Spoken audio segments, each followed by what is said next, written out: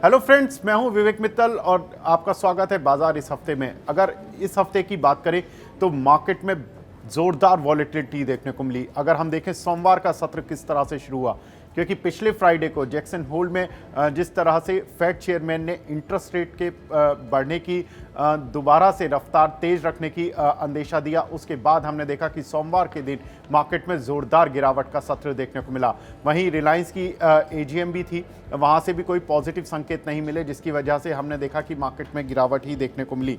अगर हम देखें तो निफ्टी में इस हफ्ते तो केवल 21 अंकों की ही गिरावट देखने को मिली, लेकिन निफ्टी की जो रेंज रही वो करीब 600 अंक की रही। यानी कि मंडे का जो लोस थे उसके बाद हमने रिवर्स होते हुए देखा ट्यूसडे को हमने देखा कि जीडीपी के अच्छे आंकड़ों की एंटीसिपेशन में मार्केट में एक जोरदार जंप देखने को मिला और निफ्टी करीब 17,777 तक का हाई टच करके उन्हीं हाई लेवल के आसपास बंद हुआ।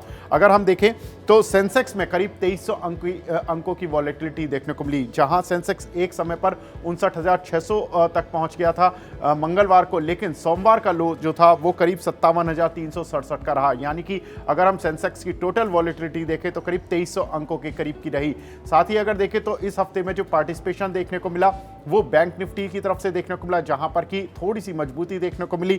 वहीं अगर देखें तो ऑटो इंडेक्स में अच्छी बिक्री के आंकड़ों के चलते वहां पर एंटीसिपेशन में भी अच्छी खरीदारी देखने को मिली। ऑटो इंडेक्स में भी करीब 300 अंकों की बढ़त देखने को मिली, लेकिन जो लैगार्ड रहा वो रहा आईटी इंडेक्स, जहां पर कि हमने देखा कि फेड चेयरमैन के जो स्टेटमेंट थे उसकी वजह से अमेरिका में मंदी आने की संभावना है, जिसकी वजह से हमने देखा कि आईटी शेयरों में जोरदार बिकवाली देखने को मिली और आईटी इंडेक्स करीब 950 अंक गिरकर बंद हुआ इस पूरे वीक में।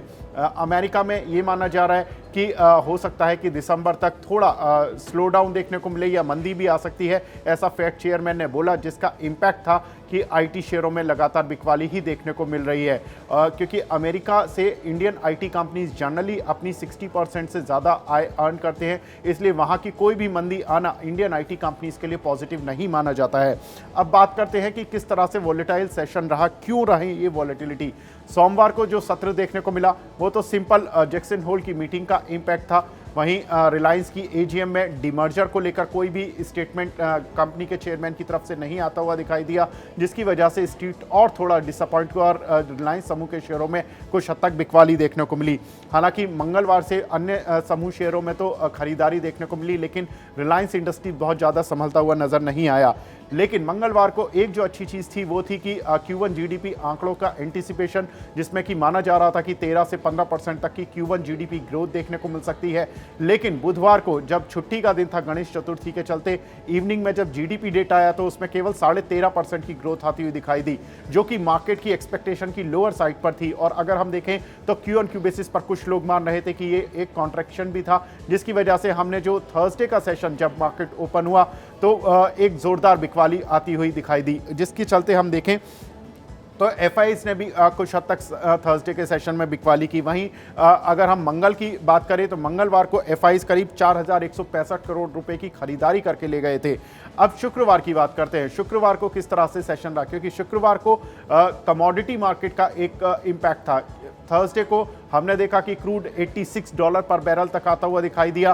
कारण था कि ईरान डील को लेकर कुछ बातें आ रही हैं, चीन में कुछ लॉकडाउन लग रहे हैं साउथ चाइना में, जिसकी वजह से हम देख रहे हैं कि क्रूड ऑयल की डिमांड पर इंपैक्ट आ रहा है। वहीं पर सप्लाई भी बढ़ती हुई दिख सकती है अगर ईरान इंटरनेशनल मार्केट में दोबारा से क्रूड की सप्लाई करना शुरू करता है, जिसकी वजह से हमने देखा कि कहीं ना कहीं क्रूड की कीमतों के गिरने का सीधा पॉजिटिव इंपैक्ट इंडियन मार्केट पर दिखाई दिया। और मार्केट भले ही शुरुआती झटके मार्केट ने दिखाए, लेकिन उसके बाद मार्केट में कुछ हद तक रिकवरी आती हुई दिखाई दी।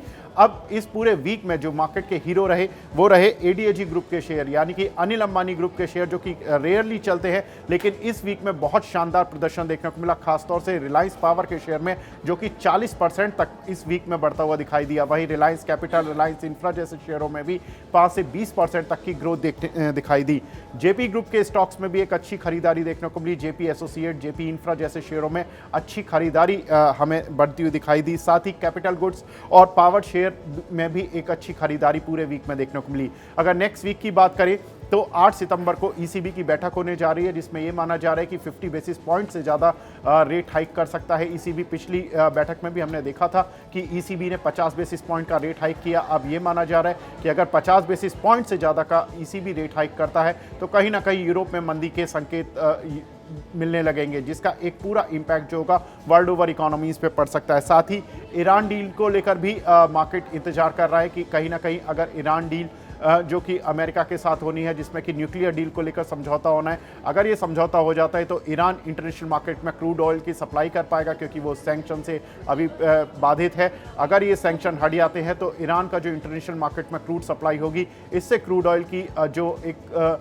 सप्लाई को लेकर अभी तक एक दिक्कतें चल रही थी, वो कुछ हद तक दूर होती हुई दिखाई देंगी। तो ये एक पॉजिटिव इम्पैक्ट का काम करेगा।